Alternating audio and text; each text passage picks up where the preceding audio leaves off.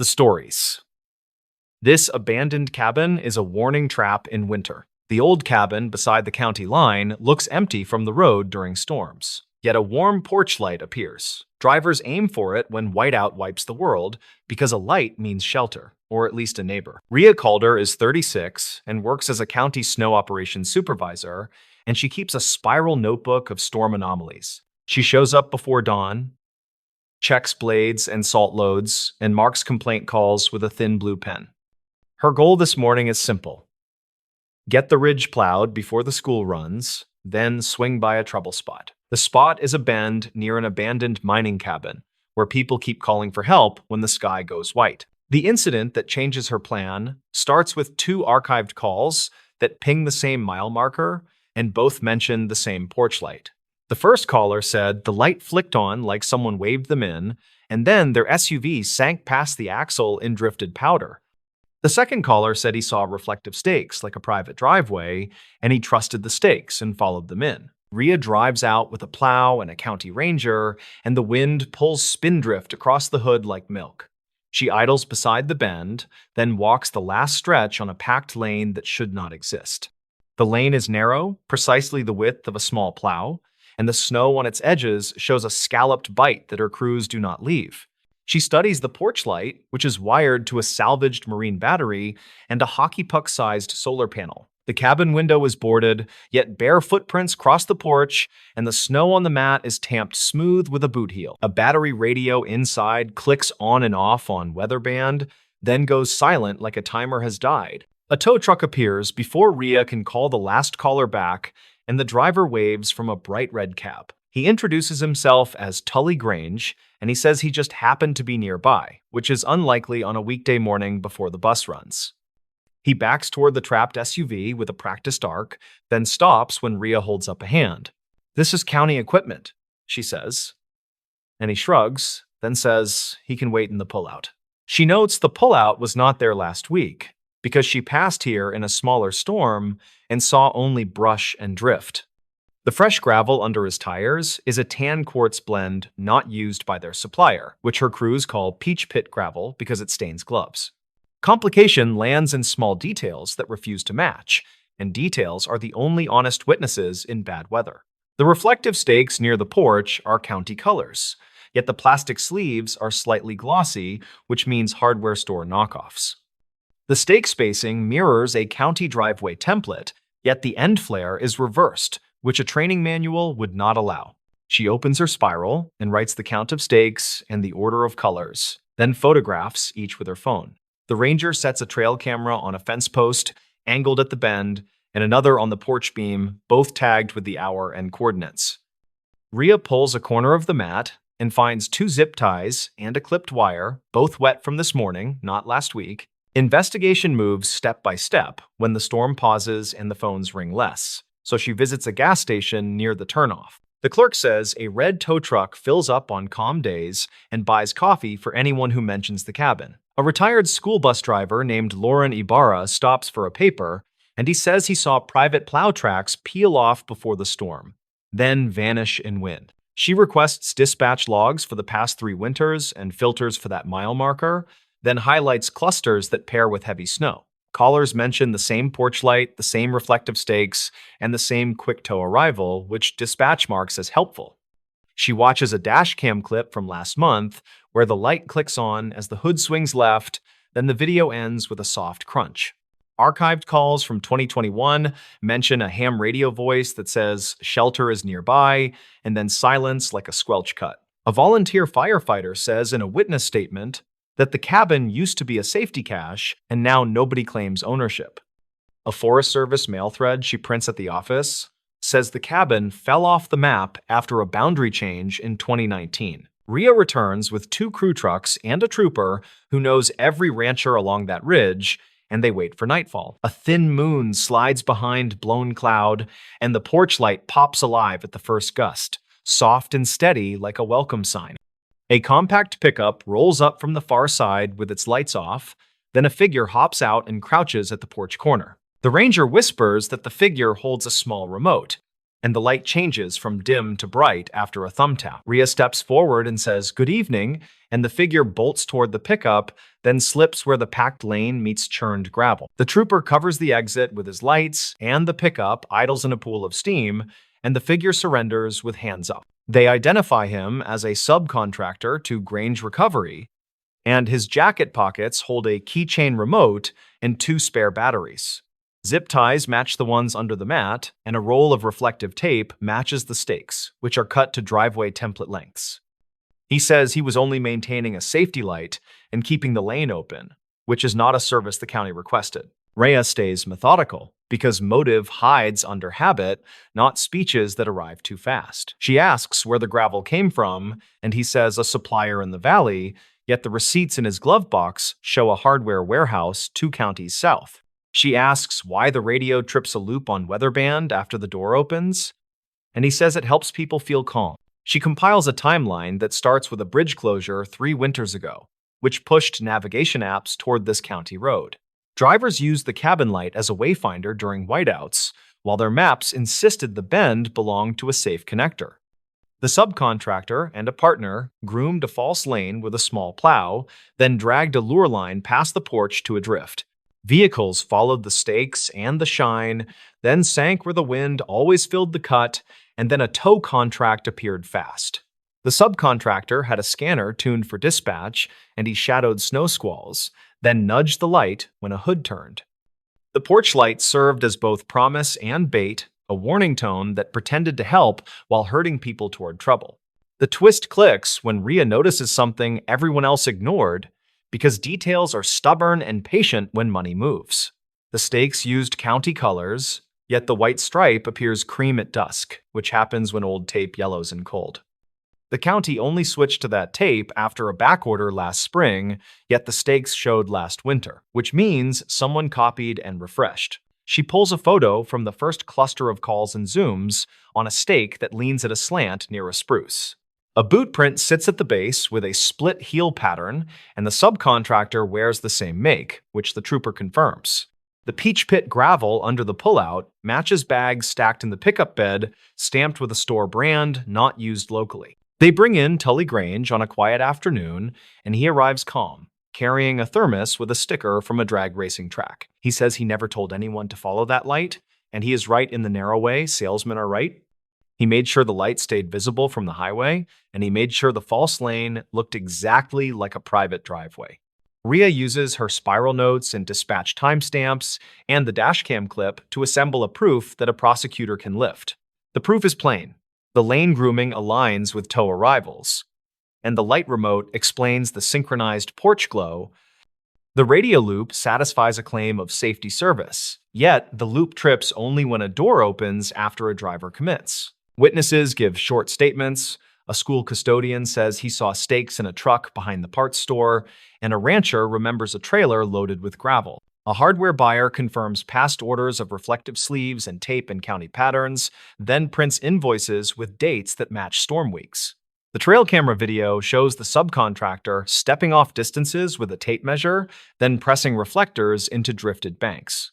The county files charges on false markings and a long list of fraud-related counts, and the state adds a charge tied to interference.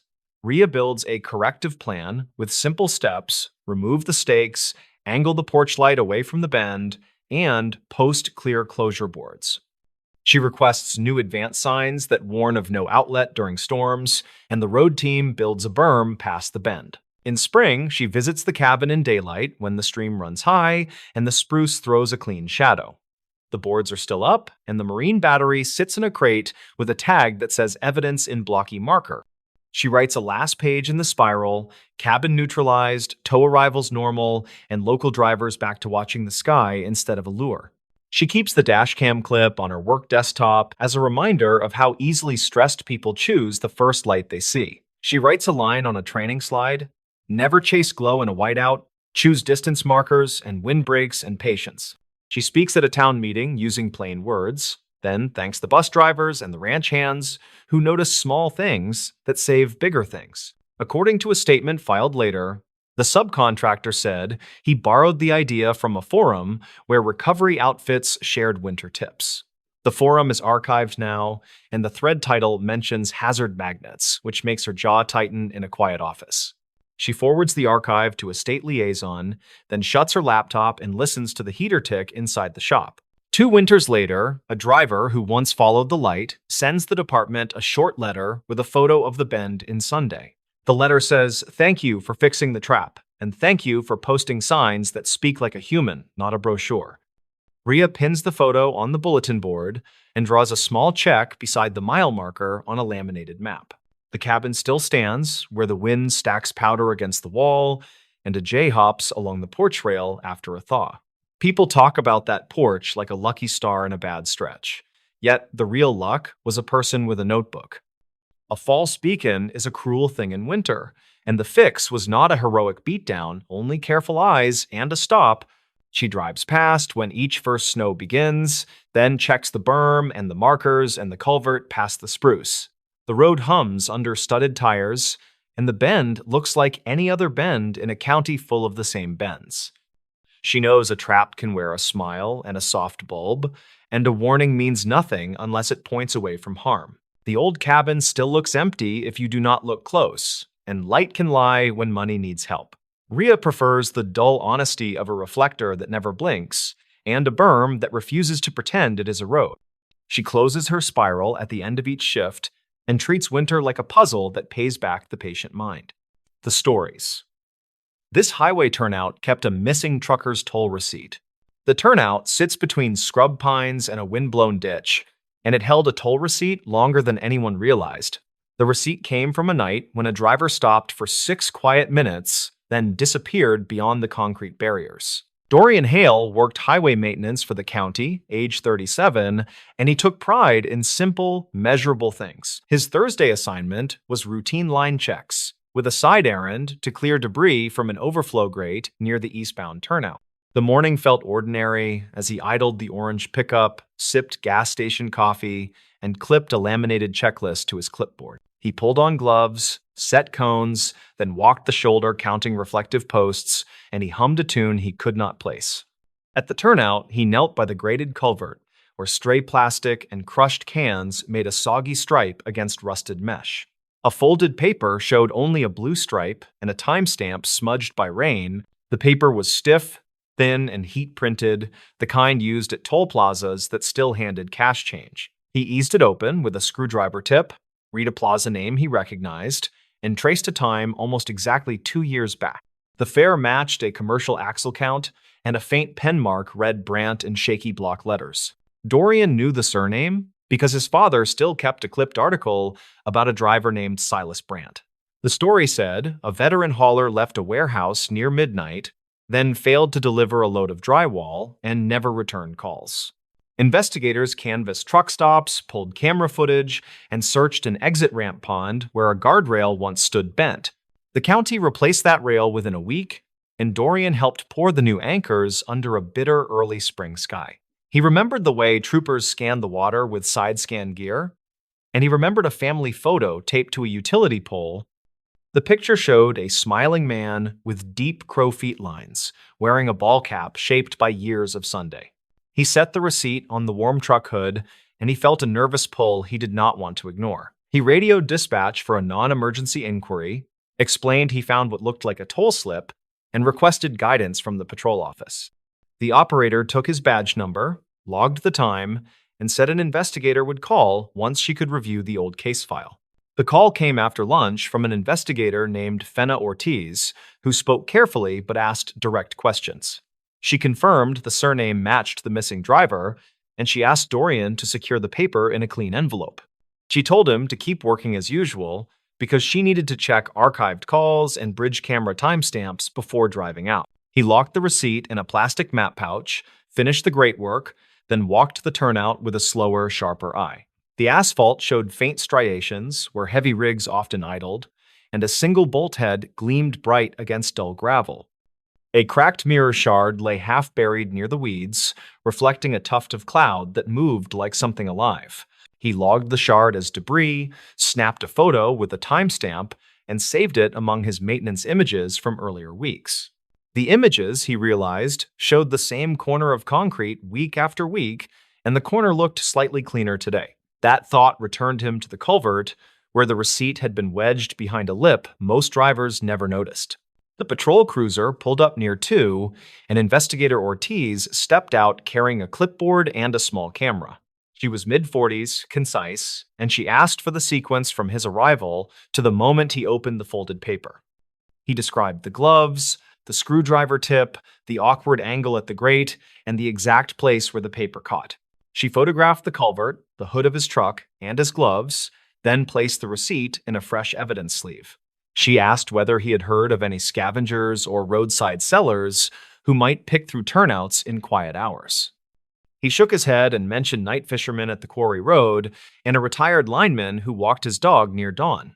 Ortiz had already checked dispatch logs from the night Silas vanished, and those logs showed 2 calls near that turnout. One came from a motorist reporting a stalled box truck on the shoulder, which cleared itself before a trooper arrived. The second came from a bridge camera technician, noting a brief outage around 2:12, which was dismissed as routine. She asked permission to pull Dorian's maintenance photos, the ones covering every week around the 2-year mark. He agreed without hesitation and forwarded the entire folder, even the blurry shots he usually deleted at the office.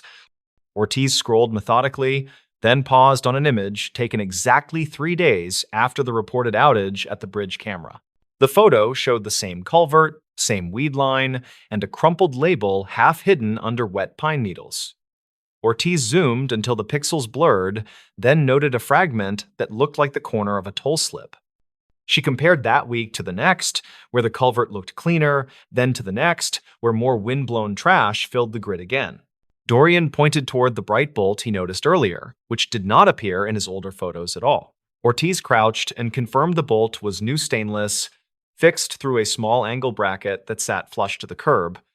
She said the bracket was not standard for that guardrail style, and it looked like something installed to anchor a temporary brace. They walked the rail from cone to cone, and she stopped at a spot where the soil sloped into a greasy black ribbon. The smell suggested old brake dust and gear oil, and the vegetation showed a flattened path that looked more deliberate than random. She made a note to have a canine unit sweep the embankment later, and she radioed for a drone with a thermal camera. Across the turnout, a small convenience store faced the service road, and a metal bell chimed when the door opened. The clerk on duty was a woman named Karen Duplessis, age 29, who brewed coffee and stocked shelves during quiet afternoons. She said plenty of trucks idled at that turnout, but she remembered a white day cab sitting without a trailer once. Karen produced a spiral notebook where she kept odd notes to settle change disputes and lottery recollections. On a page dated 2 years back, she wrote, "Night truck, no trailer, short man, hat, hands shaking, paid in cash for cigarettes." She told them the man left a toll receipt on the counter by accident, then grabbed it quickly and stuffed it into his jacket.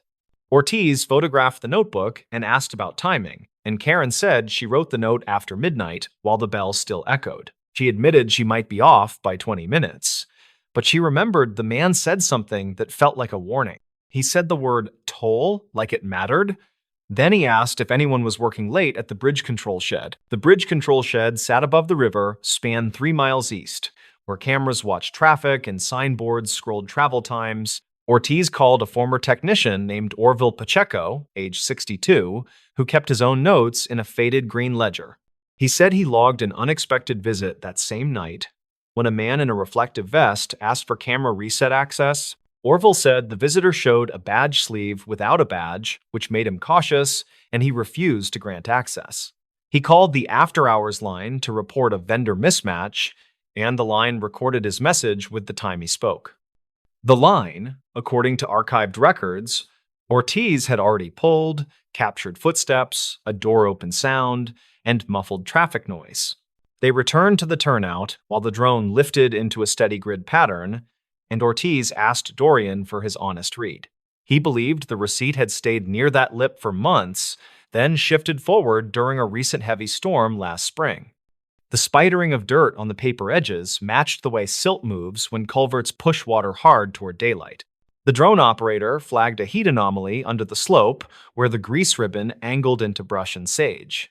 A buried object held temperature longer than the surrounding dirt, and its shape suggested a long chassis with a missing rear section. Dorian stared at the screen while Ortiz arranged a small excavation crew and a wrecker with a winch and safety chains. The bucket peeled turf like old cloth, revealing crumpled metal painted white and a scraped cereal plate near a crushed step. The cab had separated from a frame that showed clean-cut ends, not torn ends, and Dorian felt his stomach tighten hard. The clean ends suggested someone removed the trailer hardware with purpose, then eased the cab down the slope intentionally. Ortiz called the medical examiner and the state commercial unit, then stepped away to speak to a number marked confidential. She returned with a firm face and told Dorian she needed one more favor while crews secured the scene. She asked him to drive to the scrapyard 2 exits west, where way logs sometimes kept more truth than anyone expected. At the yard, a supervisor named Harlan Voss, age 55, carried a tablet loaded with camera stills and cash tickets. He said people brought cut frames to his scale weekly, and he flagged one ticket dated 3 days after the reported outage. The still showed a flatbed hauling a truck frame section without a cab, strapped tight with chains and cheap ratchet binders.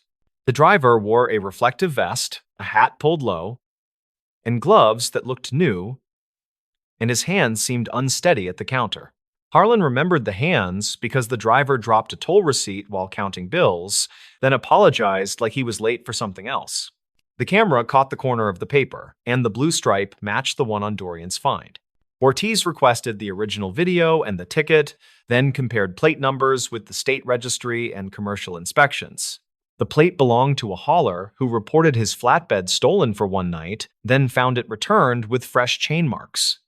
He never filed a full report because the trailer came back clean, and he feared insurance delays could wreck his month. Piece by piece, a picture formed that did not look like a ghost or a river taking what it wanted.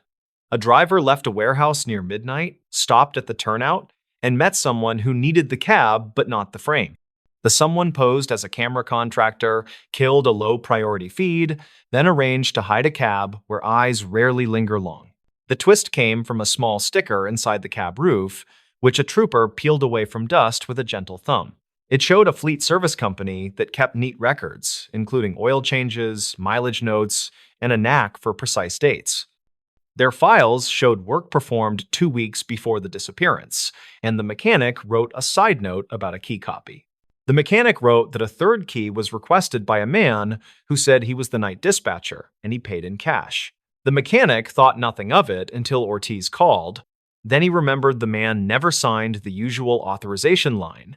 The shop camera showed the man wearing a vest like a contractor, and the badge sleeve again appeared strangely empty. Ortiz pulled toll plaza footage from the night in question and synchronized it with the scrapyard stills and the bridge notes. The day cab crossed the plaza as expected, and the timestamp matched the receipt tucked in the culvert lip. The truck exited near the turnout, camera glare washed the lane, then resumed with a frame that missed a single clear license view. Witness statements placed a white day cab idling without a trailer, and a clerk recorded restless hands that left a paper corner. A technician refused an access request, and a maintenance line captured footsteps and a door open sound after the call ended. A stolen flatbed left and returned in a narrow window, and a cut frame crossed a scale with a driver who spoke softly. The medical examiner recovered remains from the cab, and dental records from a previous injury matched a profile kept by his dentist. The family received a closed answer shaped like sorrow rather than speculation, because speculation had gnawed at them for years. The drywall load had been simple, the route had been familiar, and the end had hidden in a slope beside a lonely turnout. Motive came faster than Dorian guessed, and it turned on a small insurance clause that rewarded a competing carrier. The person posing as a contractor had worked for that carrier briefly, then left a digital trail of stolen dispatch templates. He understood cameras, toll patterns, and how to bend the timing of people who worked graveyard shifts with tired eyes. Ortiz did not say solved aloud in front of anyone, and she used the gentle phrasing investigators save for families who have waited. She told them the discovery was due to a maintenance worker who kept notes, who walked slowly, and who refused to shrug. She mentioned the receipt that waited in a lip everyone missed, and she promised it would be handled with care. A week later, Dorian returned to the turnout with a new grate and a broom because he wanted the place to look tended. He replaced the odd bracket with the correct plate, tightened the bright bolt, and brushed the concrete until the dust lifted. Cars hissed past, and a train horn carried from somewhere distant, and the ditch water moved with a plain, steady sound. He thought about simple, measurable things as he loaded the cones and folded his checklist, and the tune finally came back. His father used to whistle that tune while changing oil in a gravel driveway under a high summer Sunday. He stood quietly, listened to wind in the pines, and let the ordinary noise of the road remind him why details matter. Karen's notebook went back under the counter, Orville's green ledger returned to a shelf, and the scrapyard ticket stayed scanned. The river cameras got a new maintenance sticker with a fresh signature line, and technicians added a habit of requesting 2 verifications. The county posted a small plaque at the turnout with no names, only a line about patience and careful work. When Dorian passed that spot after later storms, he slowed as a reflex, and he watched small things settle where gravity pointed. He understood that places remember without meaning to, and that a crumpled paper can hold a night in its faded stripe. He started stopping for coffee at the store more often, just to say hello and to count the steady ring of the doorbell. The road kept moving, trucks kept downshifting on the grade, and the turnout regained its ordinary shabbiness in summer heat. Dorian did not tell the whole story to anyone at the diner, and he did not dramatize what the cable hooks revealed. He kept the memory in the quiet pocket of workdays, where tools sat cleaned in their tray and notes lined up square. There was no miracle in any of it, only a patient chain of human attention passed hand to hand without ceremony. The receipt was not miraculous either, it was simply patient, wedged where water and wind forgot to sweep. A missing driver got his name back in a single sentence, and a family traded uncertainty for grief that could finally breathe. Years will pass, and that turnout will keep catching wrappers and leaves, and a worker will kneel to clear them. Someone will hum without knowing why, and maybe remember how a small slip of paper can outweigh a rumor. The place will not speak, yet it will still hold that long night in the print of its concrete, quiet as a held breath. Dorian drove away as shadows crossed the lane markers and the orange hood flashed twice in the side mirror. He felt lighter and heavier at the same time, which is how truth can sit after it finally finds a home. He did not chase the tune anymore, and he did not rush the checklist, because patient work had already taught him what mattered today. He believed there were other receipts under other lips somewhere, and he hoped other hands would take them gently. He kept his camera roll tidy, his gloves clean, and his pencil sharp enough to write down what needed remembering. The turnout stayed ordinary when he left, but the ordinary held a story now, and that felt exactly right. The stories. This motel room voicemail raised a separate question. On a rainy Tuesday, near the end of tourist season, a motel room voicemail carried a question that did not belong. It turned a tired end of shift into something careful and strange, and it started with a blinking red light. Dorian Pike worked nights at the Northway Motor Inn, 37, a patient manager who fixed things others ignored. The place sat off a service road past a truck stop, with a diner and a feed store as neighbors. He started that shift with a simple goal: balance the register, finish the towel count, and coax the ice machine back alive. The storm slowed arrivals, and the security monitor rolled its quiet grayscale loop of the parking lot. Housekeeping left a note about room 12, the kind of note other managers forgot to read. The bed looked unused after checkout, the television glowed at low volume, and the phone message light blinked at eye level. He carried a spare key, pushed the door open, and smelled damp carpet and motel soap. Nothing surprising. The news channel murmured through commercials, a static map of counties he could name without trying. On the nightstand sat a spiral notebook half full of block letters, a takeout cup, and a key card with the room number worn. He pressed the voicemail button with his knuckle because the button shocked him once in summer. A male voice filled the room with a flat question that stopped his hand, like a bad chord laid wrong. The voice asked, "Did you move the smoke detector again?" And then silence, followed by the system tone and cutoff. He replayed it twice, and the question felt like a pebble in a shoe, something to be dealt with. Smoke detectors did not get moved by guests without reason, and nothing about the room said routine or careless. Dorian checked the detector on the ceiling, a cheap white unit that did not match the others on the hall. The motel used one supplier for replacements, and this casing lacked their sticker and the penciled date inside. He stood on the chair, unscrewed the ring, and found fresh scuffs around the mounting plate as if removed recently. The unit felt heavier than a sensor should, and the test light never flashed, which meant battery or guts. He set it down on the table, and the vent above the television rattled just a little with the wind. He turned off the television, let the room get quiet, and heard faint tapping through the vent to the next room. The motel had a habit of telling its secrets through noise, and he had learned that language over years. He stepped into the hall and knocked on room 14, where a regular was finishing a long week of fieldwork. Quinn Hauer was 29, a cell tower contractor with a tool bag and a precise way of speaking. Quinn opened the door and said, "Heard the tapping, thought it was heat.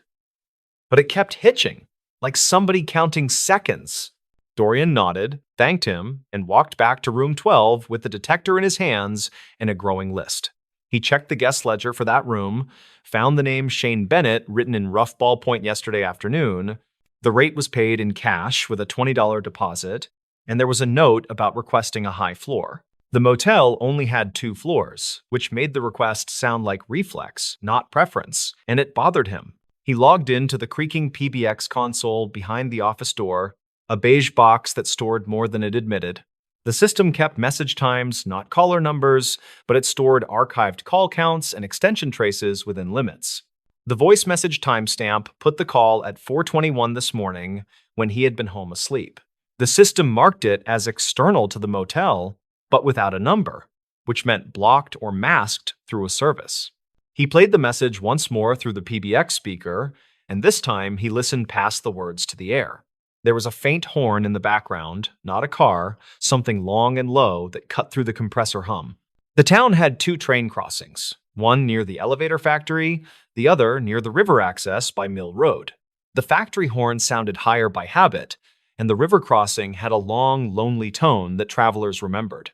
He wrote train horn in the notebook, then dialed the non-emergency line and described a suspicious device in room 12. He kept the language careful and factual, and the dispatcher asked for his name, then said a unit would respond. Housekeeper Irina Kowalski stopped by the desk to clock out. 58. Quiet.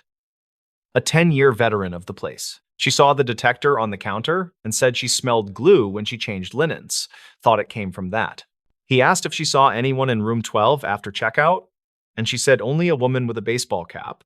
She had a service bucket and a ring of keys, and Irina thought she was with maintenance, since she walked like staff.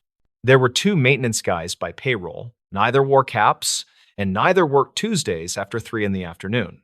He wrote this down, then checked a clipboard of deliveries, and found a package signed by someone not on schedule. The box came yesterday morning for guest Bennett, signed by a scrawl that did not match any front desk initials. It contained a replacement smoke detector per the note, which made the blinking voicemail question feel heavier. Dorian carried the box to the office, found bubble wrap inside, plus a cutout where the detector had Saturday, tape residue stuck in a neat circle on the cardboard, and a tiny zip bag with nothing in it fell from a seam. He looked at the detector again under the desk lamp and noticed a slot behind the grill where no slot should be. He slid a paperclip in and clicked against something spring-loaded, which offered and then refused to move. The responding officer arrived while the storm thickened, and his boots left dark prints that dried like islands.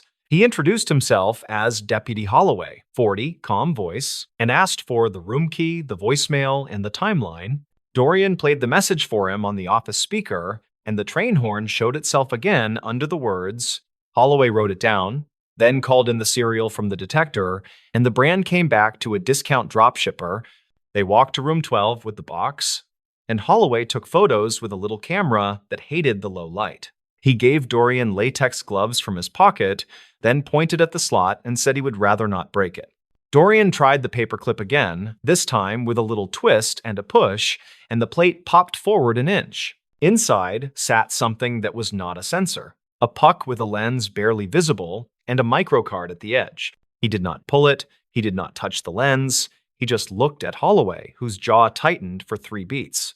The deputy called dispatch and asked for a detective on call, then told Dorian to step back and breathe. The motel office had a rule about honesty with guests, which worked until honesty touched evidence and risk. Dorian printed a sign for the counter that said service delay for weather, and the storm covered that small necessary lie. Holloway kept the room closed and waited for the detective, while Dorian returned to the PBX to audit messages. He printed the log for the last 2 days, circled 3 external calls to room 12, all between midnight and 5. He played the first 2 messages carefully, and they were empty hang-ups, with the same horn underneath and one faint laugh. He resisted all guessing and wrote horn consistent in a margin, then underlined the time of the 3rd message.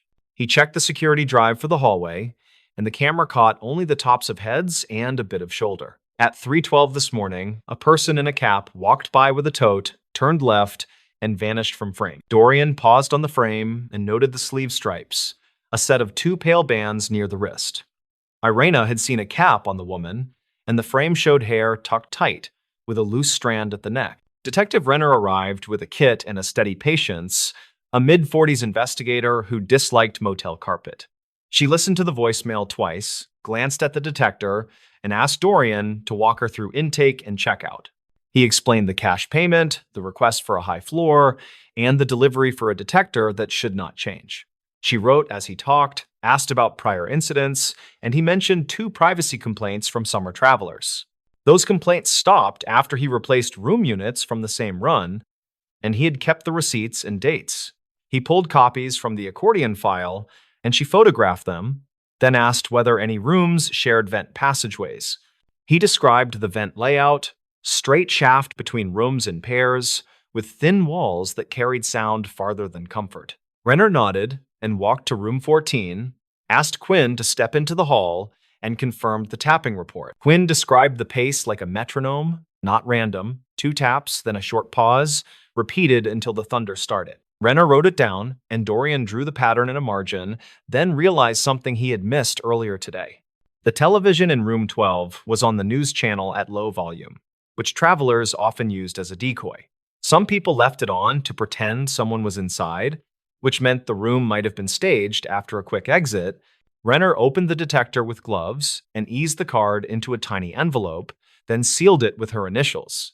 She asked Dorian about any computers to view file sizes, not contents, just metadata, and he shook his head no. She used her agency laptop to check what the card held, and the screen reflected in the blank television glass. The card contained multiple files named by date and time, a standard naming scheme, which meant scheduled recording, not motion.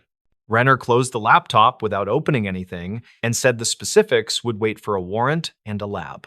She asked for the guest profile again, and he gave the same summary, plus the note about the signed delivery receipt. Dorian returned to the box and saw a faint watermark in the cardboard that read Consolidated Freight with a Town. The town sat by the river tracks where the Longhorn lived, and the company ran a warehouse near the ramp. He wrote the company down as an external lead, then called the number printed on their listing from a web search. He asked, in his perfectly polite desk voice, whether any packages left for a motel guest yesterday morning. The dispatcher said they handed one small box to a contractor with a name that matched no employee on file. It was recorded on their log with a time, and the signature block contained the same scrawl as his earlier photocopy. Renner thanked him for the call, took the information, and said she would handle any next contact with that company. She requested the spiral notebook from the room, and Dorian placed it in a bag, pages open to the block letters. The letters contained hotel names and highway exits, a list of routes that matched a traveler who did not like surprises. Some lines included cable channel numbers, others included lamplight wattages, and one included the word ceiling with a star. Dorian remembered a complaint from 2 weeks ago from a different guest about a beeping detector in room 5.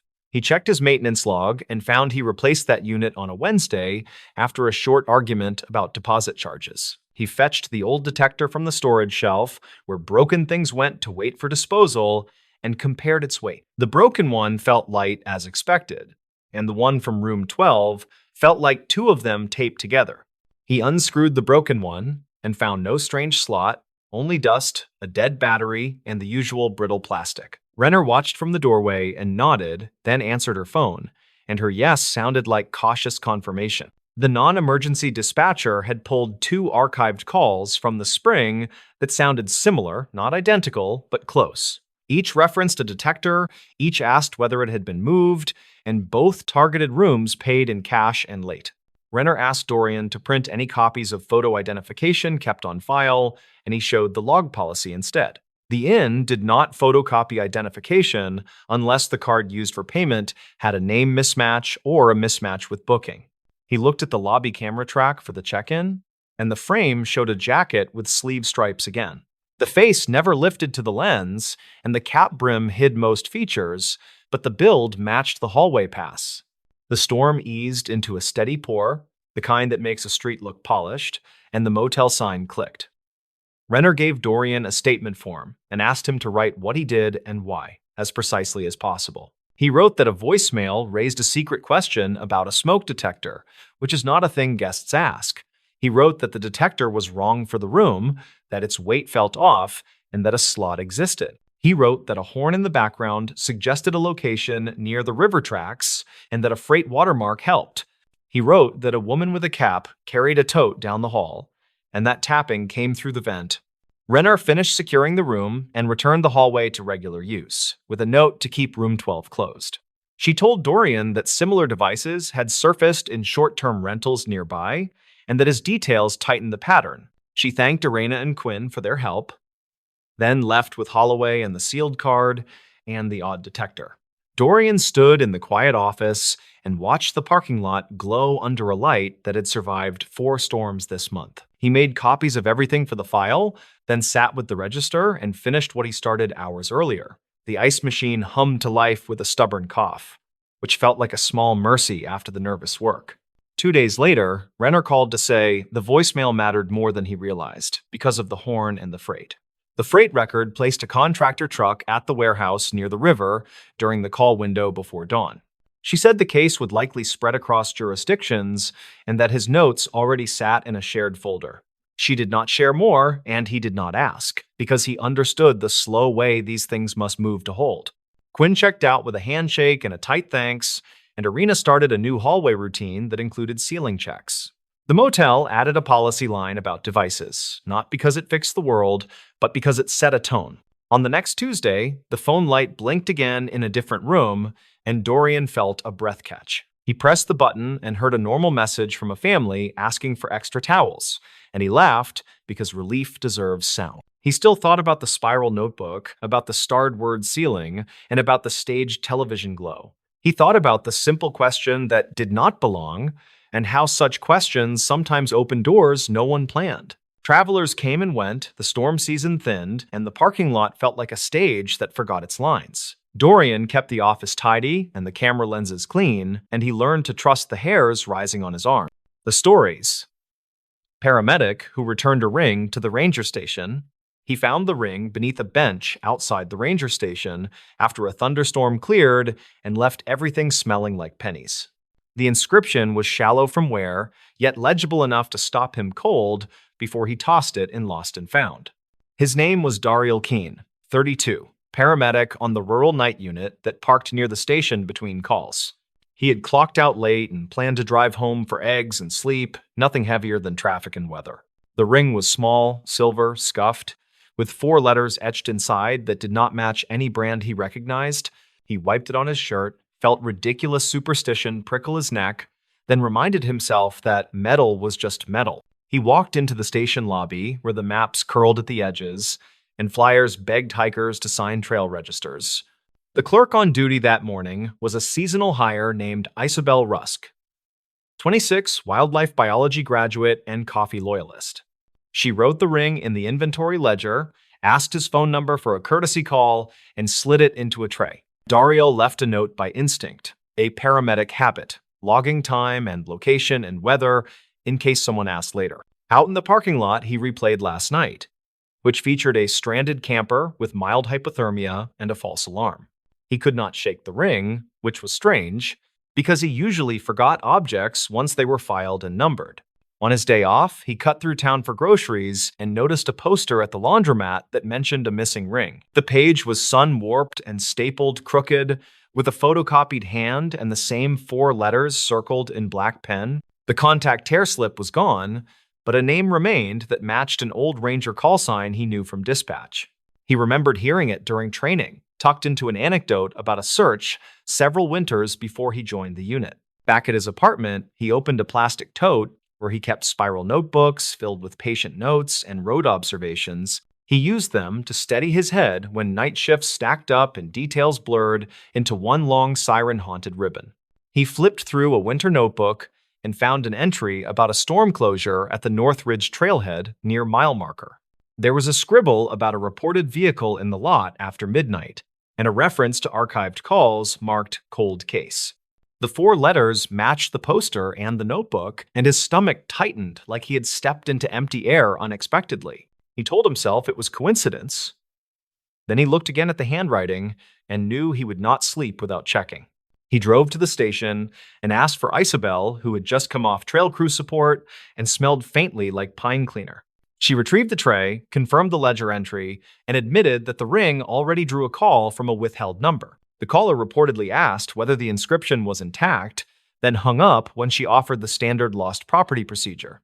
Isabel shrugged and said weird things find the station every year, then asked why he looked like he had swallowed a tack. Daryl explained the poster and his notes, careful with phrasing, avoiding names and exact dates that might tag private people. He asked whether the old Ranger call sign meant anything to her, and she frowned like a person trying to remember a ringtone. She typed on a terminal that still beeped like an old cash register and pulled up a thin incident summary from past seasons. The report mentioned a volunteer ranger named Lyle Witt, mid-40s, seen last signing out to check a flooded culvert. Witness statements suggested he turned off the main road to assist a motorist in a heavy rain that erased tire tracks. Final footage from a highway maintenance camera showed headlights near the ridge turnout, then heavy static as wind battered the lens. The four letters in the ring inscription matched his initials and a nickname the volunteer used on old trail day signboards. The summary ended with a note that the vehicle and the volunteer were not recovered despite grid searches and river scans. Daryl felt the room narrow, which happened to him on difficult scenes when he needed to pick the next useful action. He asked whether they ever collected personal property from that area, and Isabel said most recovered items turned up much later. She added that spring melt exposes things that winter hides, and lost metal often travels far in culverts and channels. Daryl asked to sign a witness statement, which felt strange, since his only act had been bending for a glint under a bench. He described the find with plain details, like distance from the threshold and position of the bench slats and water stains. He included the weather and the timestamp from his phone, then he photographed the ledger page with permission for his records. On his way out, he noticed a corkboard with dryer lint textures of flyers, including one about historic flood years and culvert maintenance. A little printed square described a storm nearly 20 years back that undercut the ridge road and formed a temporary sinkhole. The line about road repairs matched a rumor he had heard on overnight radio, the sort of thing callers debate between traffic updates. He took a photo of the square and wrote down the maintenance contact number, then drove home feeling like the ground rode along. That evening, he called the maintenance office and reached a supervisor named Raleigh Dim, 51, veteran of patchwork and paperwork. Raleigh remembered the volunteer by call sign and said the guy reportedly once welded a broken gate hinge on his lunch hour. He explained that the ridge turnout drained into a service culvert that emptied into an old arroyo behind a shuttered campground. He added that a private tow company once pulled an abandoned sedan from a side basin during late summer, then misplaced the paperwork. Daryl asked whether the county kept disposal receipts, and Raleigh said archived bills lived in a warehouse that smelled like motor oil. He offered to meet the next morning with access to the paper stacks if Daryl did not mind dust and swearing at faded ink. They met in a low building whose metal roof pinged when gulls landed, and Raleigh rolled out a ladder and a cart with binders. Daryl paged through invoices and found a line item for a recovered vehicle from the ridge vicinity after a storm year. The receipt lacked a plate number, which set his teeth on edge, but it listed a description that matched the volunteer's truck. A handwritten note in the margin directed the tow company to hold personal effects for a claim that never arrived or cleared. Daryl used his phone to scan the page, then asked Raleigh whether the side basin ever got dredged for heavy debris after storms. Raleigh nodded and said they tried, but the basin had pockets where things settled deep and stayed quiet until a new season. Back at the station, Isabel took the scanned receipt and added it to a folder that had begun to resemble a small case file. She called the number from the old poster just in case, and it rang to a voicemail that no longer accepted messages. They agreed not to speculate out loud, which is how responsible people hold a line between curiosity and harm to private families. Instead, they requested access to dispatch logs from that storm week, using internal email channels and precise language about inventory continuity. The logs showed multiple calls reporting a stalled vehicle and disappearing taillights near the ridge turnout around the same time. One archived call captured a voice asking if the station had a spare chain, then cutting out as thunder rolled over everything. Dario listened and felt a human scale of time, the way a minute expands when weather takes over and simple plans collapse. He thought about why the ring would end up under the bench unless someone placed it, then pictured stormwater spreading like a net. Isabel checked the station exterior and found a grill over a drain that emptied near the bench after long downhill runs. She traced the channel on the maintenance map and saw a path from the arroyo through a culvert that cut beneath the parking lot. It sounded improbable at first, then they considered how small objects ride water differently than larger debris during heavy flow. A ring could slip past grates like a coin tossed to luck, then settle where turbulence died and janitors swept after hours. They walked the route during daylight and marked scuff lines from past flows, following pebbles like breadcrumbs to the station edge. At a low grate, they found a snag of twigs and a strip of cloth that might be from a work shirt pocket. Isabel bagged the cloth and labeled it for possible testing, though neither expected much, and both respected quiet possibilities. They logged locations and took photos from eye level and boot level, then stored everything in the folder that felt heavier daily. That night, a withheld number called the station again and left a message that asked whether the initials were still visible. The voice sounded older and careful, and the caller reportedly asked about stainless versus silver, then thanked someone who had not answered. Daryl suspected a relative who wanted privacy, so he did not push for a callback through caller lookup that might bruise boundaries. Instead, he asked Isabel to post a simple notice that an item was found, with identification proof required and no description. 3 days later, a woman arrived with wind-bitten cheeks and an envelope of photocopies of Trail Day signboards and old photos. She introduced herself as Marnie Witt, 50, postal clerk, and said she believed the ring belonged to someone she once knew. She produced a photocopy of a volunteer roster with initial marks that matched the inscription style and the spacing between letters. She also brought a scanned image of a birthday photo reportedly taken at the station picnic where the ring first appeared on a hand. Isabel followed procedure, asked neutral questions, and requested a description without revealing any difference between steel and silver. Marnie said it was silver and scuffed from manual work, and the letters were done with a cheap engraving pen from a hardware counter. She had no interest in press or drama, only closure regarding a box of things that never found a rightful shelf at home. She did not ask about remains or rumors, and the room felt like a church hallway, with voices quietly minding the floor echo. Daryl watched her study the ring like a person watching weather, accepting change without bargaining. Then she nodded and held it close. She signed the claim form and thanked them for record keeping, then said she planned to take the ring to a quiet spot and breathe. After she left, Daryl and Isabel sat silently with a folder that could be closed even without answers that win headlines. They updated the file with non-identifying language, noting that the event remained unresolved, but an item found its probable keeper. A week later, Raleigh called to say the warehouse yielded another stack of tow slips that linked the earlier receipt to a dated work order. The order referenced a truck pulled from a side basin near the arroyo, with no occupant listed and disposal recorded after waiting periods. Dario printed the work order and attached it to the file, then suggested a courtesy memo to the county records office for alignment. The memo included excerpts from dispatch logs, witness statements, and the inventory ledger, written plainly, without speculation or sharp claims. He drove to the turnout that evening and parked where the wind rolled downhill like a waterless river over dry grass. He stood by the newly repaired grate and imagined a ring skipping through stormwater, then settling under a bench as the world dried. On the way back, he stopped at the laundromat and saw the old poster had been removed, the staple holes still marking the cork. He felt relief and something else that did not have a tidy name, a feeling like finishing a call without losing anyone. At the station, Isabel had taped a small note above the lost and found that read, "Inventory matters, please describe details patiently." Daryl smiled because he knew how patience saved lives on ugly roads and how tiny facts often carried heavy conclusions silently. He wrote a final entry in his notebook that summarized the chain of events, using timestamps and neutral phrasing like a field report. He listed his own doubts and how they changed, which he did after tough nights, so future him remembered the shape of useful doubt.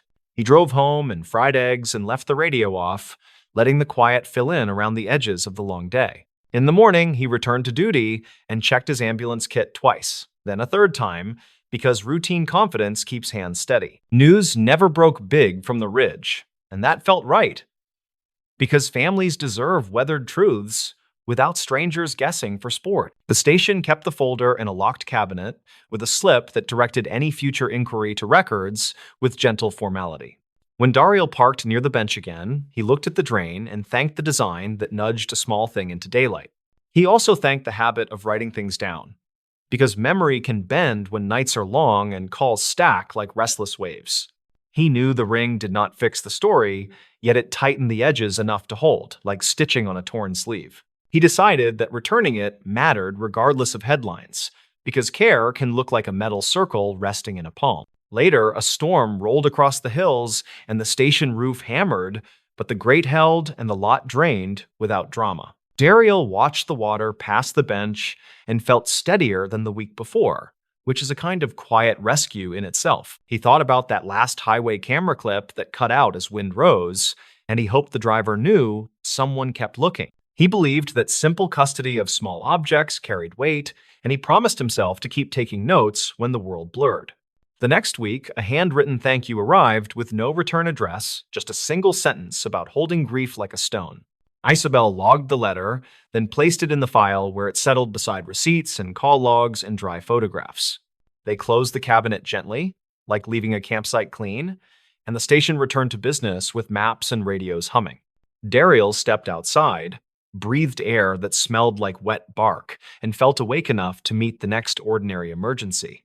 He walked past the bench and saw nothing shine, and that unremarkable view felt right, like a road that finally held its line. The stories. Church basement inventory revealed alleged proof of entry. The basement smelled like wet cardboard after last week's rain, and the fluorescent lights flickered with that jittery, tired kind of buzz. The line that mattered on the clipboard looked boring at first, but it carried a small number that should have been bigger. Her name was Nora LeClaire, age 34, community center custodian and part-time bookkeeper for the small church pantry. She had the Tuesday shift, which mostly meant moving pallets, counting cans, and scrubbing the concrete where the sump spat out rusty water. She wanted to finish early, pick up a thrifted lamp for her apartment, and call her sister about a family thing. The incident began when she saw the dented case of condensed soup sitting on the wrong pallet, with a slip stapled crooked. A volunteer wrote a note saying damaged during last drop, which did not match the neat handwriting she recognized from Sunday. The sump had overflowed during the storm, and the security cameras upstairs reportedly lost power around the same time. She checked the ledger, found last month's count for the soup, and tapped the line with a capped marker before reading twice. The numbers disagreed by 8 units, and the shrinkage column did not carry any explanation or initials. That should have thrown her for a minute, but a volunteer named Lyle had logged minor adjustments before, then forgotten to sign. She walked the aisles between pallets, past the bin of torn paperbacks, and the rack of winter coats that smelled like cedar chips. A faint drag mark curved through the thin crust of silt left by the flood, wide enough for a small hand truck wheel. It started by the loading door, then slipped behind the pantry shelves where the camera never had a sightline. Nora took photos on a battered phone, making sure the timestamp showed the date, then set the clipboard on a milk crate. She drew a simple diagram in her notebook, noting each pallet corner, then circled an area where floor paint looked scuffed. She counted the soup again, slowly, touching each can and speaking the numbers under her breath. 8 missing, she said, and it landed with more weight than she expected. She did not like accusing anyone, and the pantry had a habit of losing track during rush weeks. Still, the door to the loading ramp had fresh scrapes near the latch, and the volunteer key box upstairs had been sticky since the humidity climbed. The complication widened when she checked the box of hygiene kits and found a weird mix of travel bottles and 3 missing toothbrush packs. Those packs were counted by weight on a cheap scale, and the number on the sticky label did not match the ledger. The printer upstairs had jammed on Sunday, which meant someone finished the label by hand and skipped the second signature. A neighbor named Pete, age 57, retired mechanic, leaned down the stairwell and called everything steady down there. He helped with deliveries since his shop closed, and he kept spare bungee cords in his truck like trophies. She told him about the numbers, and he shrugged while scratching his jaw with a knuckle. Probably rain week jitters, he said. Then he looked at the drag mark and stopped talking for a beat. The mark led under a folding table, then faded near the coats. He pointed at the wall and said, "That outlet tripped last night. I reset it around 6. Nora asked who else came in yesterday, and Pete listed 2 volunteers by first names, then mentioned a teenager who picked up old pew cushions. She noted every name, added question marks where needed, then walked the perimeter slowly with her phone light near the baseboards. A glint showed beneath a stacking chair, so she nudged it aside and found a broken zip tie. The tie was the same size used for coat rack tags, but also the same size used on the loading door latch. She set it on the milk crate, then checked the thermostat in the storage room because the compressor sounded odd. The thermostat was set to a colder number than usual, and someone had switched the fan to constant instead of auto. She checked archived calls on the office phone, each scribbled on a pad by the reception desk, and saw a message about a refrigeration tech. The date on that message matched the storm, and the next line said, "Service postponed due to flooded bridge," which made sense. The fridge down in the basement had been stubborn for weeks, and everyone had opinions about it. The investigation took shape slowly, with tight steps that felt small until they did not. She photographed the drag, the zip tie, and each shelf with missing soup. She called the non-emergency number listed on the bulletin board, then explained she was not reporting a crime, only logging irregularities. The dispatcher told her to keep notes and offered a reference number she wrote at the top of the page. She interviewed a woman named Karina, age 42, school cafeteria worker, who came for a bag of pantry staples before her evening shift. Karina said she saw a man at the ramp door on Monday wearing a baseball cap that hid most of his face. He held a coat on one arm, and he carried a reusable bag with a grocery logo. He left quickly when a choir member came through with sheet music and coffee. Nora thanked her, wrote down the details, then asked Pete if a delivery truck had come without posting in the group chat. He said no trucks except the dairy driver, who dropped crates outside after the storm. He showed his phone, scrolling through photos of the ramp, and pointed to a picture from early morning that showed the door closed with a new scratch near the bottom hinge. She opened the binder of fire inspection reports, looking for any change that registered during the outage. The inspection from 2 months ago said the exit alarm was functioning, and the last weekly test had initials from Lyle again. She went to the exit door alarm, pressed test, and watched the light flash, but heard no chirp. The battery had been pulled slightly, not fully removed, just eased out enough to break contact. She took a picture with the battery number visible, then slid it back in and heard the chirp, which made her flinch. Pete raised his eyebrows and said, "That is not wind," which sounded like a joke until he saw her keep writing. She checked a box of donation forms under the big table, where volunteers slipped notes when drop-offs came after hours. One envelope had muddy smears on the edge, and the handwriting said coats only with an underline that went too far. Inside sat a receipt from a thrift store with a timestamp from late Sunday, and a note that said leave by ramp door because of stairs. Nora called the thrift store, asked a clerk if a man in a cap had bought bulk coats, and waited while the clerk checked. The clerk said yes. A tall man with a limp bought 9 coats and paid cash, then took the bus toward the river stop.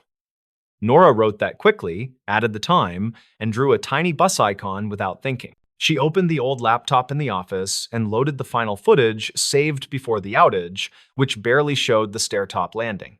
A shadow crossed the landing on Monday evening at dusk, carrying something bulky, then returned minutes later with faster steps. The camera angle could not catch a face, only the cap brim and the arm load, which looked like quilt batting or a heavy sleeping bag. She thought about the soup, the hygiene packs, and the coats, then thought about the drag mark that ended near the rack. The rack had a hidden caster that always swiveled wrong, which left that same half-moon scrape when pushed sideways. She crouched and touched the caster, finding a smear of silt that did not match dust from raised corners. The twist snapped into view when she turned the soup case and saw a tiny sticker tucked behind the manufacturer's label, handwritten in blue ink. The sticker said Tuesday return hold with initials that were not Lyle's, which matched a habit from a former volunteer named Mateo. He left months ago after a family problem, but he signed returns with looping letters that everyone teased. Mateo's sister had asked for help in winter, and someone recalled she lived near the river park in a tent for a month. Witness statements from that season mentioned a man with a limp who avoided the main entrance because of pride. The archived calls showed a message from a restricted number on Monday evening, which said, "Ramp door buzzer broken, we'll circle back at dusk." Nora realized the inventory miscount for soup matched exactly the number of coats purchased at the thrift store on Sunday. 8 missing cans, 9 coats reported, and 3 toothbrush packs absent from the hygiene bin. She checked the program binder that tracked special requests, which listed a short note from 2 weeks ago about a family living in a truck with limited storage. Soup was labeled easy to heat, coats were labeled heavy but foldable, and toothbrushes were labeled priority for school-age kids. She looked at the ramp door again and saw a second set of scrapes, higher up, where a crutch might have knocked paint from the frame. She remembered Mateo broke his ankle years back, and the limp never fully left. Pete cleared his throat and said, "You think this is not a break-in, right?" Nora kept her voice steady, then said, "It looks like someone who knew the layout, who made sure the alarm stayed quiet, and who avoided asking directly because of shame." He rubbed his jaw, then nodded slowly as he watched her take a photo of the scraped paint. They called the non-emergency line again, and she read her notes while the dispatcher typed. The dispatcher said an officer could make an informational visit tomorrow and advised them to secure the door and replace the tie. She logged the reference number, stapled the list of missing items to the daysheet, then wrote a clear statement about suspected entry without damage for records only. She left a message for the pantry coordinator, age 51, paraeducator, explaining the situation with careful words about the storm and the power hiccup. She suggested moving the coat rack upstairs during inventory days and adding a second sign-off when labels were handwritten. She also suggested leaving a clear path for people who struggled with stairs, which sounded like a tiny policy shift hidden inside a counting problem. An hour later, a choir member named Lorna stopped by for her binder, and Nora asked if she had seen anyone at the ramp on Monday. Lorna said a man waited near the dumpster just before the thunder started again, holding a bag and looking anxious.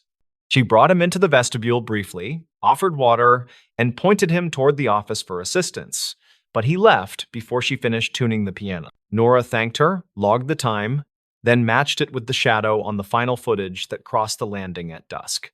The puzzle fit without heroics, and the proof sat in quiet things like stickers and scratches and silt.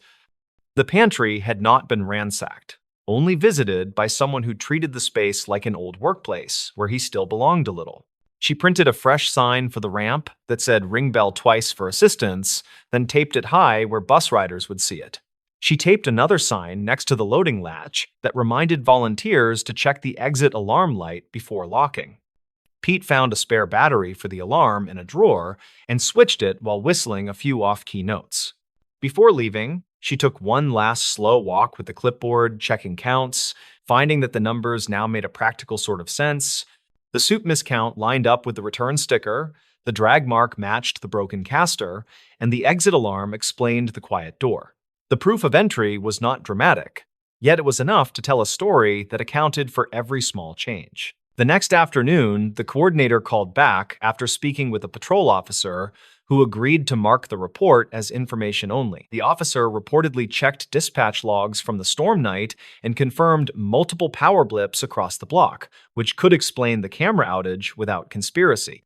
The coordinator also reached Mateo through a community contact, who acknowledged taking coats and supplies, then offered to meet with her to return the soup or sign for it officially. Nora sat at the folding table and wrote a short summary for the pantry records, keeping it plain and careful and believable. She described the season's pressure, the storm, the small mistakes, and the way people try to preserve dignity when they are worn thin. She ended with a simple line about counting what matters and leaving a light where it can be found. She locked the loading door with a fresh tie, turned the thermostat back to normal, and unplugged the stubborn fridge for a counted 10 before restarting. The compressor settled into a softer hum that made the space feel less anxious, and the fluorescent lights kept their flicker but seemed less harsh than earlier. She put the clipboard away, then washed the silt from her hands until the water ran clear. On her way up the steps, she looked back at the neat rows of cans and the rack of coats that hung like quiet witnesses. The basement did not feel like a crime scene. It felt like a place that absorbed hard weather and kept doing its small work. The inventory told the story the way ledgers often do, not loud, not dramatic, but steady and specific enough to be true. Pete waited by the door and asked if she still wanted to find that lamp after her shift, and she smiled and said yes. He held the door as they stepped into the thin sunshine that follows a week of rain, where water still shone in shallow puddles. She made a mental note to buy a pack of batteries and write bigger labels, then walked toward the sidewalk with an easier stride. Later that week, the coordinator posted a message thanking the volunteers for patience and reminding everyone to sign twice when handwriting labels. The note also said the ramp bell worked again, and that the basement alarm had a new battery with a date written in marker. A final line invited anyone needing help to knock during open hours and to leave a note if mobility made the stairs hard. Nora kept the broken zip tie in a drawer with a handful of odd things that never quite fit anywhere. She wrote the date on a card and tucked it with the tie as a simple reminder that proof can be small and stubborn. The basement went back to smelling like cardboard instead of worry, and the flicker of the lights felt ordinary again. She told her sister about the lamp and then about the inventory, and they both laughed quietly at how much a can of soup can reveal. The town kept moving around them in a slow, practical rhythm that ignored weather until it had to pay attention. The story rested inside a file folder without drama, but with enough careful detail to be respectfully believed. The stories.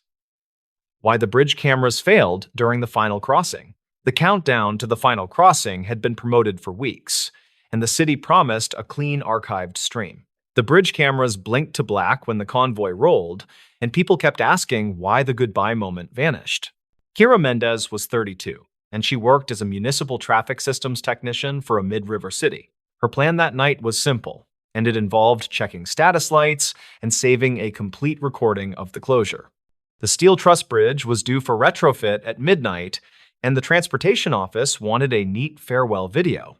She had coffee in a paper cup, and she had a clipboard that made her look official to crews. The incident started 5 minutes before midnight when the feeds showed minor pixelation on the west pylon camera. A few seconds later, the screen tiles on her software wall went gray, and a red banner said signal lost. The last frame showed reflective letters on a banner near the railing and a shuttle bus idling behind a pilot car.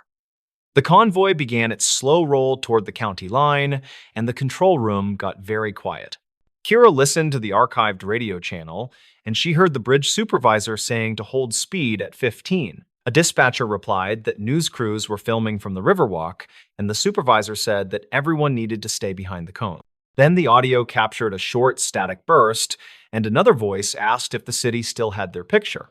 The answer was a dry negative, and keyboard taps filled the silence that followed. Witnesses later said the outage was 8 minutes long, and it began as the pilot car reached the crown.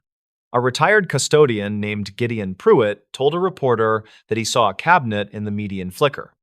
He said it looked like a tiny lightning bug behind the vent slots, and he heard a faint pop like a knuckle crack. His statement landed in an inbox with 3 other messages that said similar things about a brief blue blink. Kira started with the basics, and she pulled logs from the camera management server without touching the lost files. The server thought midnight arrived twice, which never looks good to anyone who has chased timing bugs. She found a warning about an NTP source flap, and the system switched to a GPS puck after losing the building clock. Timing drift can smear security recordings, yet it rarely knocks every feed offline at the exact same minute. She wrote a note that said timing is a clue, not a cause, and she kept digging with patience. The routers showed a spanning tree reconvergence at 4 seconds to midnight, and that got her attention fast. Spanning tree is a safety net that prevents a network from burning itself with a loop, and reconvergence takes time. She called the on-call network tech, a quiet guy named Rowan, and they met at the riverfront cabinet. They opened the cabinet with a city key, and they found a 4-port portable switch with gaffer tape on it. The little device sat between the city gear and a coil of orange cable that led under the guardrail. That was not standard kit. And the tape had a logo from a production company that Kira did not recognize.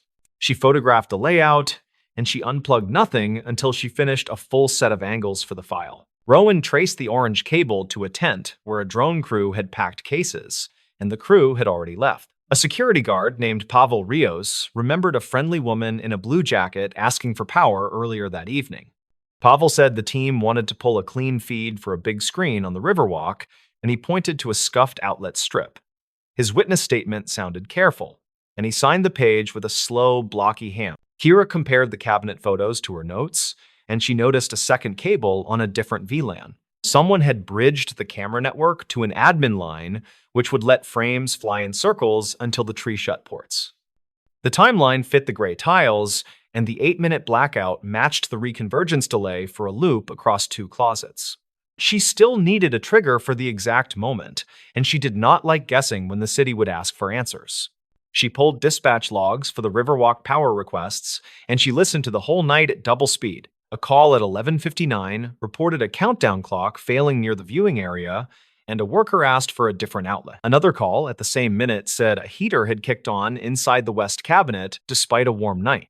That heater was a rack warm-up coil used since 2014 to protect hardware in winter, and it drew more than a camera. Rowan frowned at the heater line item, and he pointed to a value on the UPS history that showed a short overload. The little UPS carried the camera injectors and the microwave backhaul radio, and it did not love sudden guests. If the countdown clock plug shared a breaker with the injectors, the draw would push the UPS near its limit for a moment.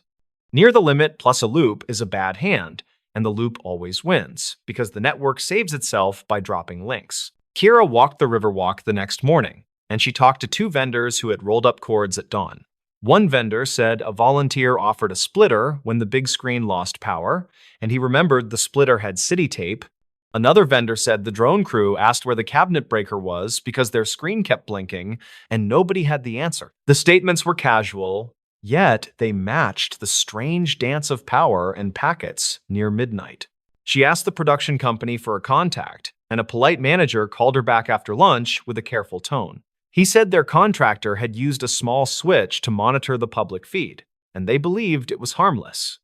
He said they never intended to touch city networks beyond a documented monitor port, and they had emails to show that fact. He sounded worried, as if lawyers had taught his throat to stay narrow, and he promised to send photos from setup. The photos arrived in compressed form, and they showed a neat tent with a truss and a folding monitor. A cable labeled monitor led toward the guardrail, and a second cable labeled power ran to the same cabinet. The setup looked tidy under good light, and a laminated badge on a case matched the tape Kira had photographed in the cabinet. She added the images to her folder, and she kept the tone neutral in every note she wrote. She still needed to explain the last pieces, and the final footage angle kept bothering her with its reflection.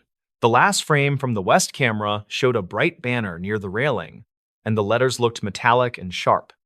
A sign vendor later confirmed that the city changed materials at the last minute, and they used Mylar for a brighter look.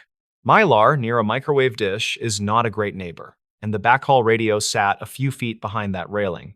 Kira climbed the tower stairs with Rowan, and they checked the dish for scuffs or misalignment under gentle wind. The dish was tight, and the cable made a clean loop that would please any inspector who had seen careless work. A scratch along the feed horn matched Gideon's tiny lightning bug description, and Rowan thought a brief arc could have happened. He said a floating ground could arc when a heater kicked in, while a loop forced the switch to rethink its links. They looked at the UPS again, and they saw a time-stamped blip that coincided with the heater line he had noticed earlier. A ground strap near the cabinet door had fresh tool marks, as if someone loosened, then tightened, then loosened again. Pavel remembered a worker with a silver badge checking the strap during the day, and he believed the badge looked temporary. He did not accuse anyone, and he did not embellish, and that made his memory feel steadier with time. A radio hobbyist named Lana Cho sent Kira a short audio clip from her scanner, and it included an interesting fragment. A voice said, "We lost it again, right at 0." And another voice replied, "The mirror banner is killing the dish angle." The clip had the squeal of an open mic, and it included a shout for someone to move the sign immediately. Lana kept the original recording, and she dated it from a receiver with a time reference she maintained carefully. Kira built a timeline that started with setup and ended with the convoy reaching the county line under flashing beacons. The drone crew plugged a small switch to a cabinet monitor port, and they also hit a convenience outlet to power their screen. The countdown team later borrowed that same outlet for a clock, and someone added a splitter that pushed the UPS near the cliff. At the same minute, a heater coil cycled. The loop between camera and admin lines forced Spanning Tree to rewire the network. The microwave backhaul radio tried to hold modulation, while the dish saw Mylar flash from a waving banner over the railing. A brief arc at the horn marked the overload moment, and the UPS shrugged as the injectors cycled in self-defense. The network dropped non-essential links until the tree calmed, and the cameras starved for power while the bus rolled by. 8 minutes later, everything recovered, and the last frames returned to a quiet bridge with only taillights in the distance. She tested the theory instead of declaring it solved, and she set up a controlled loop with a spare cabinet. Rowan brought a portable switch and a splitter, and they hooked a dummy clock and a space heater to simulate draw. They hung a sheet of Mylar behind a small dish, and they watched link lights as the UPS meter leaned into the red. The picture dropped in a pattern that matched the outage graph, and the recovery time was nearly the same as the archived gap. The city attorney asked for careful wording, and Kara kept her report plain and rooted in the logs and statements. She wrote that the outage was caused by a loop introduced by a third-party device connected to a cabinet switch. She wrote that concurrent power draw caused a protective brownout on the injector bank, and the Mylar reflection reduced backhaul margin. She wrote that the combination aligned at the convoy start, and the system behaved as designed to protect itself. There were no villains in the file, and there were only decisions that stacked until one more decision leaned on the pile. The production company paid an invoice for a review of future practices, and they issued a short apology that avoided dramatic language. The city barred portable switching devices from cabinets without written permits, and they posted a plain sign that said, "Do not plug in here."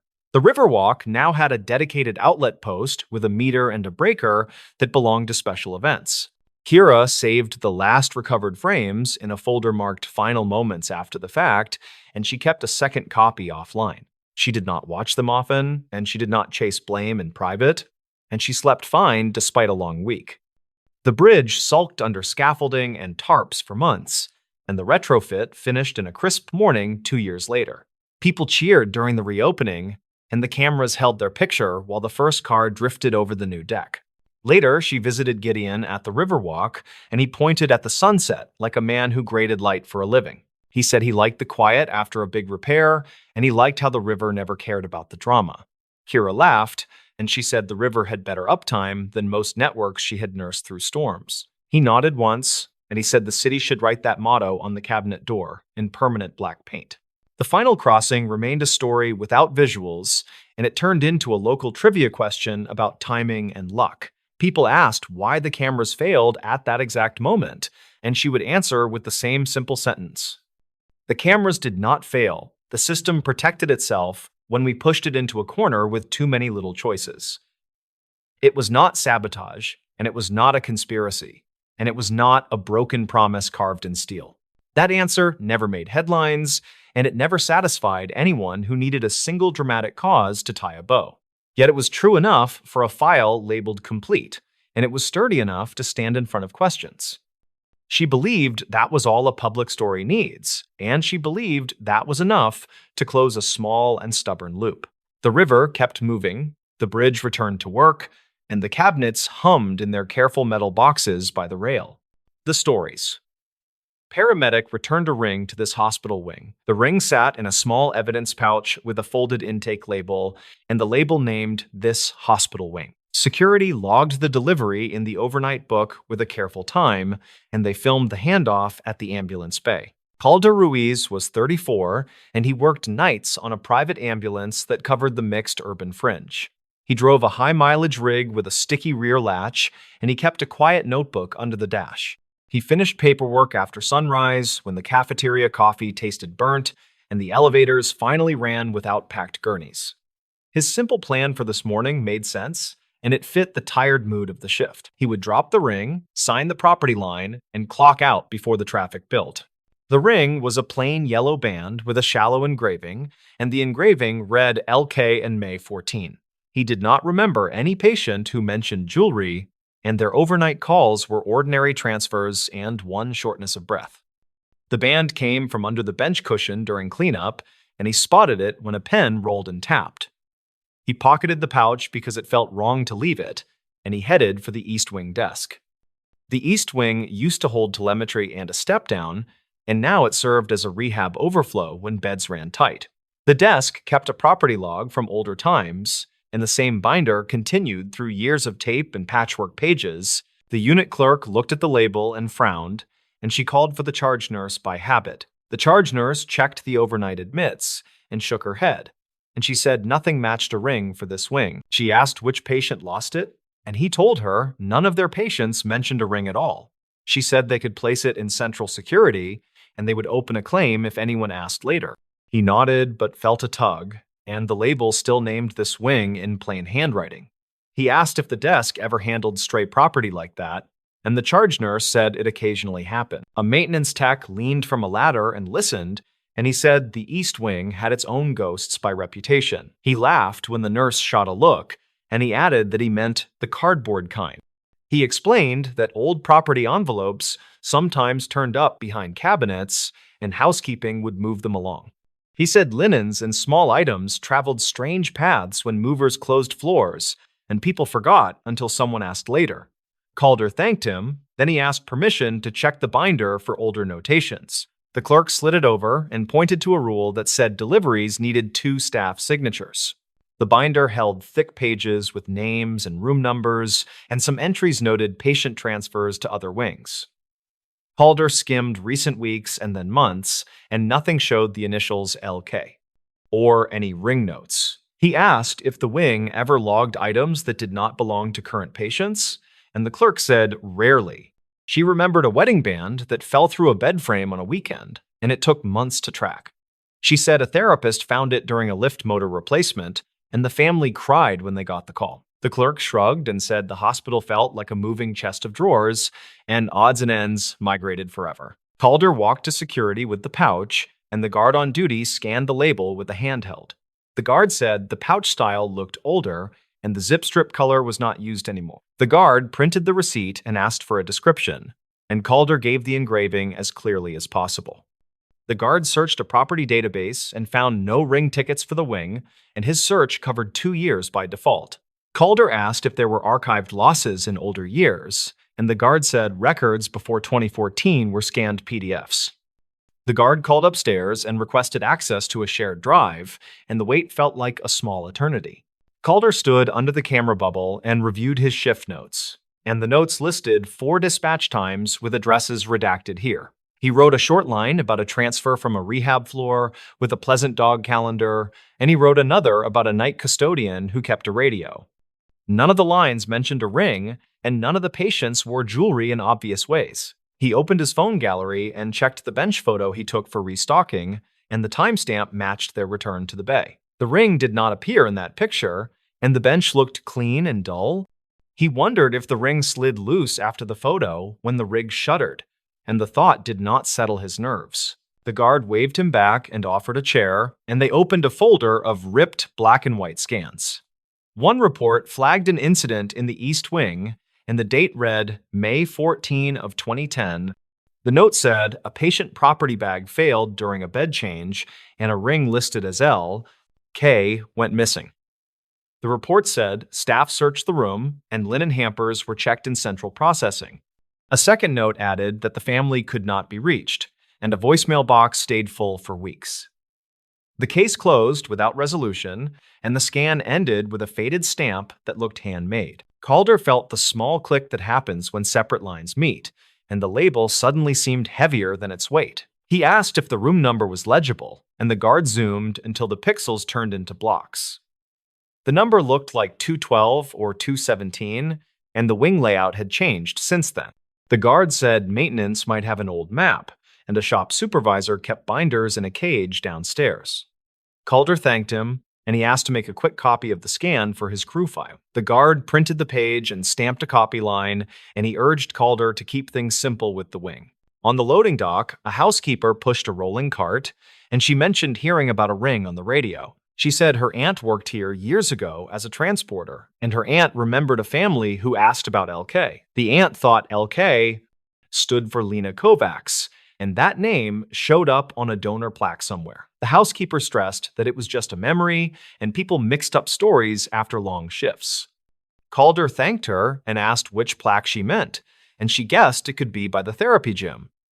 He made a note with a star, and he promised nothing beyond a respectful check. Maintenance loaned him a binder with a taped spine, and the old East Wing diagram showed rooms from 190 to 230. A paper tab marked a wall removal year in 2005, and the spaces had been reconfigured since that renovation. The diagram showed linen chutes and mechanical closets, and one chute lined up behind the current rehab gym. Calder compared the faded room to a modern corner, and the old room 212 would be near the therapy office.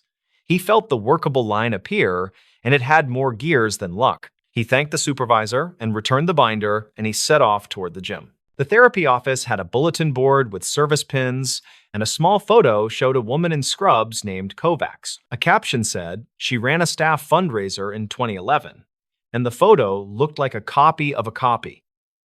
Calder asked the receptionist if Miss Kovacs still worked there, and the receptionist said she retired years ago. The receptionist checked a directory and found no current contact, and then she opened a drawer with old alumni notes. She found a folded program from a memorial tea, and the newsletter said, "Lena Kovacs lost a husband early." The print used careful language, and it did not mention the ring or the initials. Calder felt a chill that did not belong to superstition, and he asked security if he could call the number on the old scan. The guard said the number probably died years ago, and he recommended the hospital volunteer office for family links. Calder went there and explained the situation, and he kept details minimal and careful. The volunteer coordinator listened and nodded, and then she showed him a book of donor inscriptions.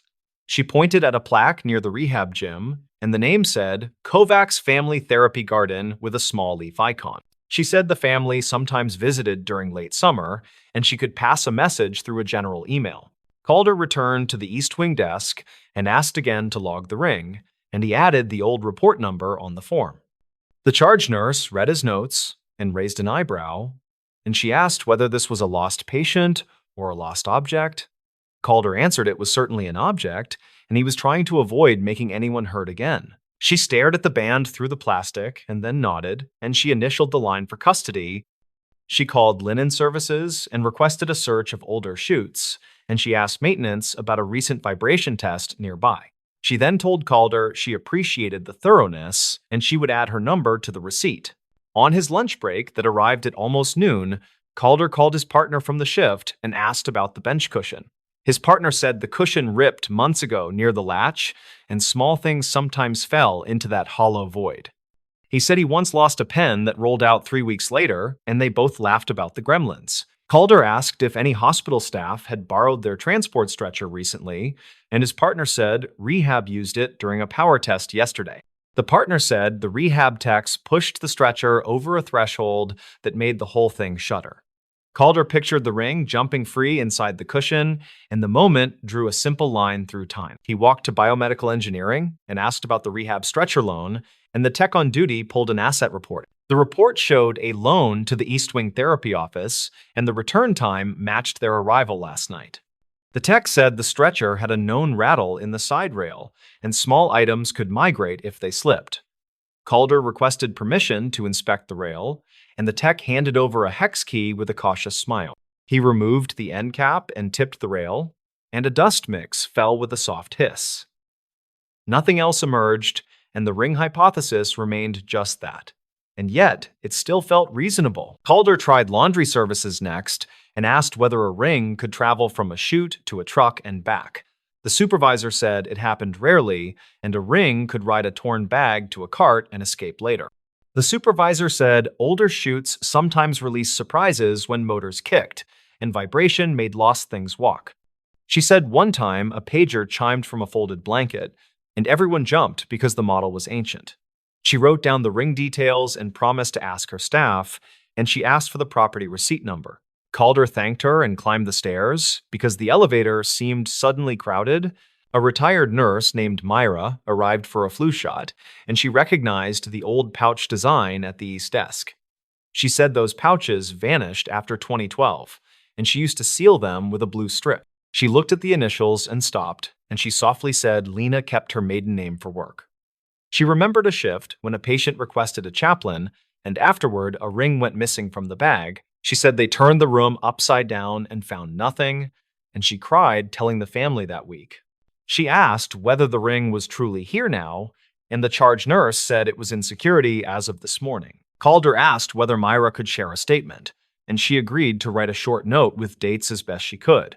Her handwriting looked steady for a long history, and she described a bed change and a linen swap. She recalled a code earlier that day in a nearby room, and equipment had moved through the hallway quickly.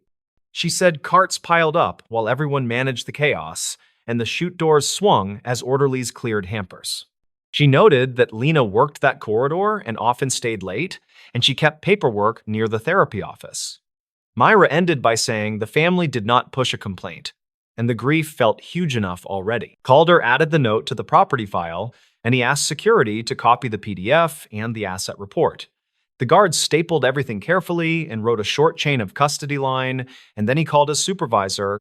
The supervisor arrived and listened without interruption, and he nodded at each small connective piece. He said it sounded plausible that the ring traveled by linen or by stretcher rail, and the return timing fit. He asked whether anyone had reached the Kovacs family, and the volunteer office answered that a general email was sent. He decided the ring should be placed with the wing director for now, and then returned when the family responded. Calder walked the ring to the wing director with the charge nurse, and the director unlocked a small safe by the desk. The director read the file twice and looked out at the therapy gym, and he seemed to count years without words. He thanked Calder for not turning this into a story beyond the facts, and he said the path felt honest. He said sometimes the building kept tiny traps from old renovations, and objects slid back into daylight when ready.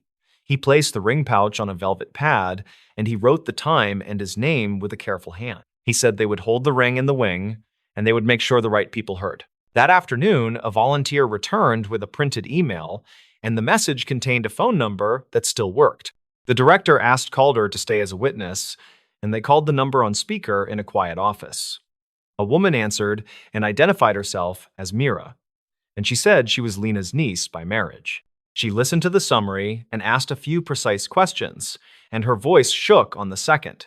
She said her aunt still wore a thin band and a chain, and this sounded like her husband's original ring. She said the family visited the garden plaque every May, and they never stopped asking about a lost ring. They met in a neutral conference room with frosted glass, and the director set the pouch on the table. Mira brought a small photo from 2010, and the ring in the picture looked like the one in the pouch. She asked to hold it for a moment, and then she breathed as if she had been underwater too long. She pointed to a tiny scratch on the inner edge, and it matched a bike fall from their early years together.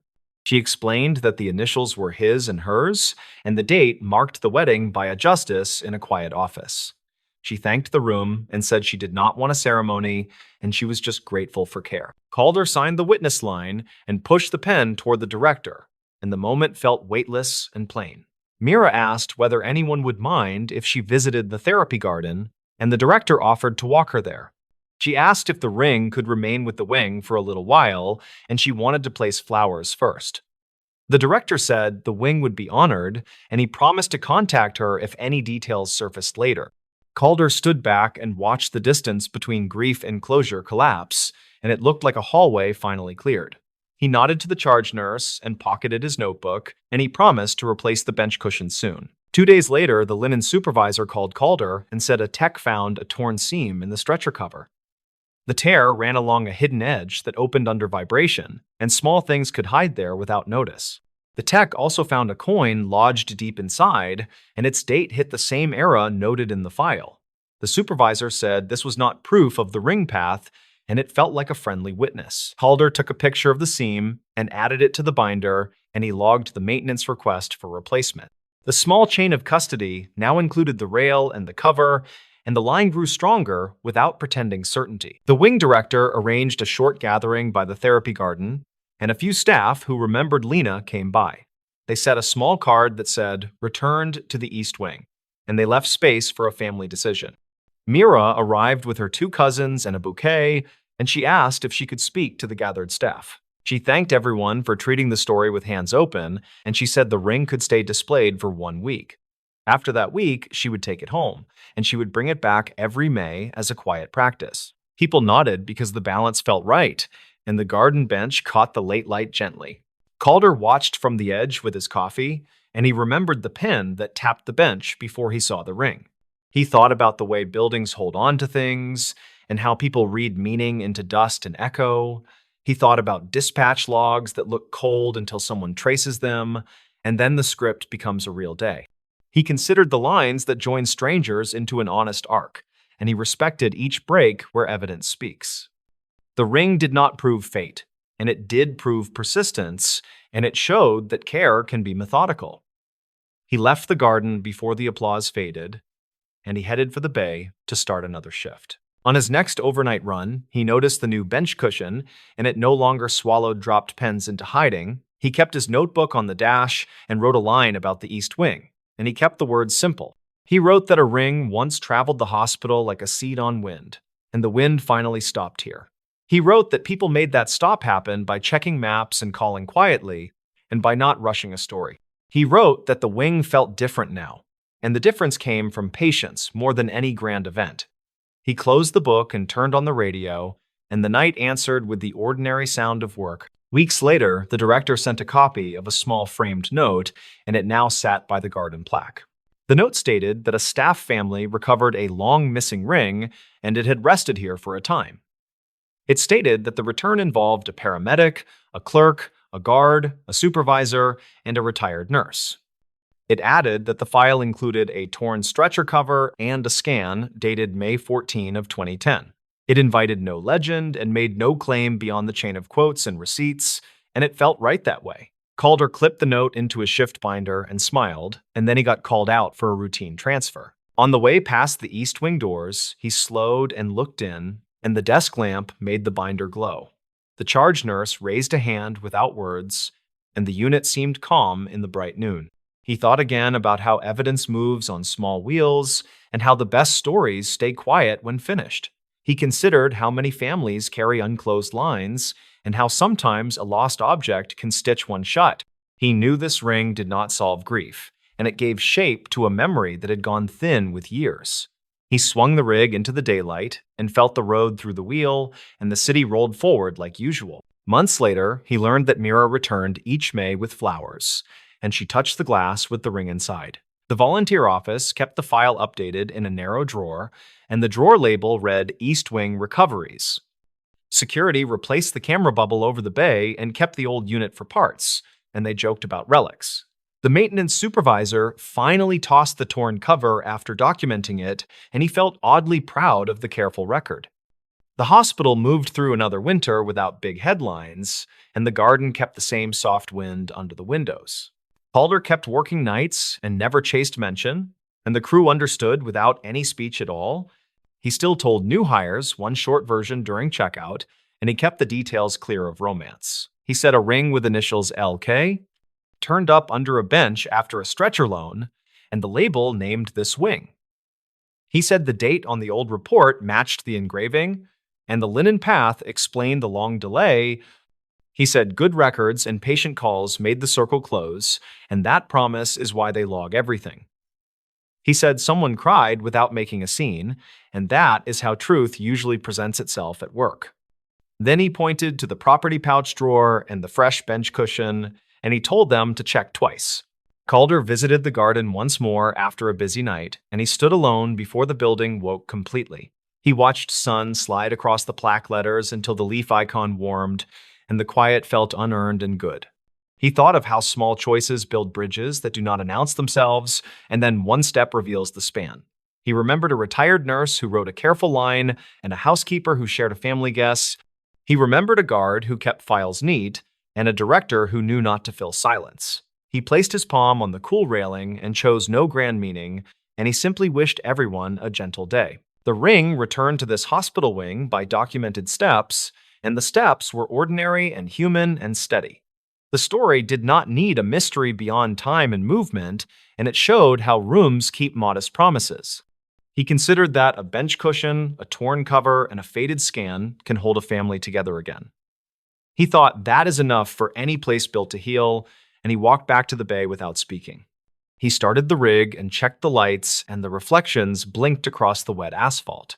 He breathed, then he rolled toward the morning traffic, and the work met him with the same quiet weight.